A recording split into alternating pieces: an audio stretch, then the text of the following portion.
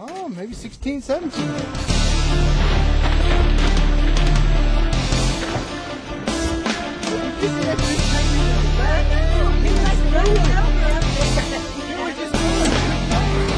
Oh man, what a fish! Whoa!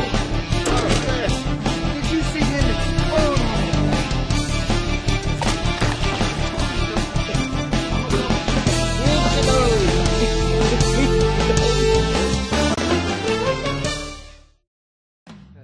That other 2.5, so. Today I'm out fishing with Ben Matsubu, BASS Touring Pro, and Ben is known for drop shotting and light line application. I've got 14-pound fluorocarbon on right now, Texas rigging. He's got 6-pound, little ultralight spinning outfit. Just had two about 3.5, 4 pounds. And we're going to talk to him about drop shotting and his techniques and the do's and don'ts, if you will, about drop shotting. Hey, not a bad one there, bud.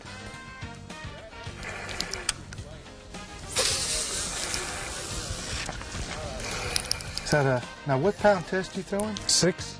6-pound test.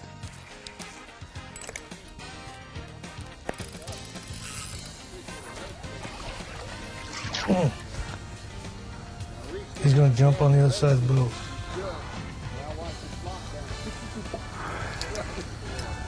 You can land him anytime. That's not a bad fish. Oh, you got a little sore on him?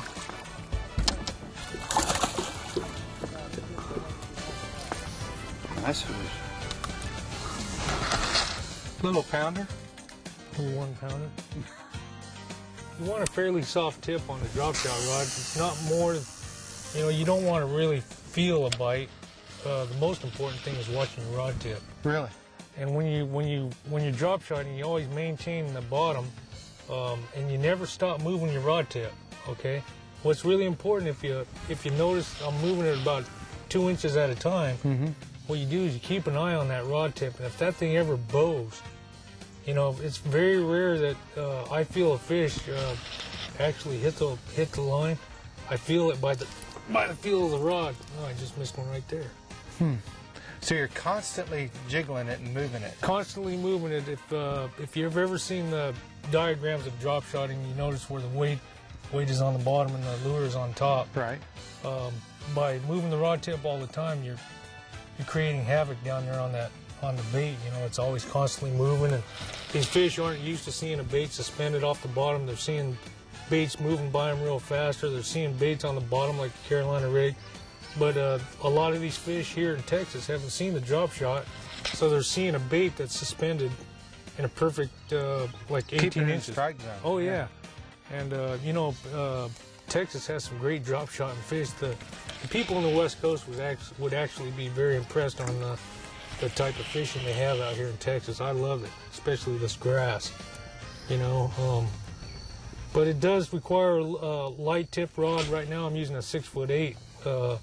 It's medium heavy or medium light, but it's very soft on the tip. Mm-hmm. That's really important when it comes to drop shot.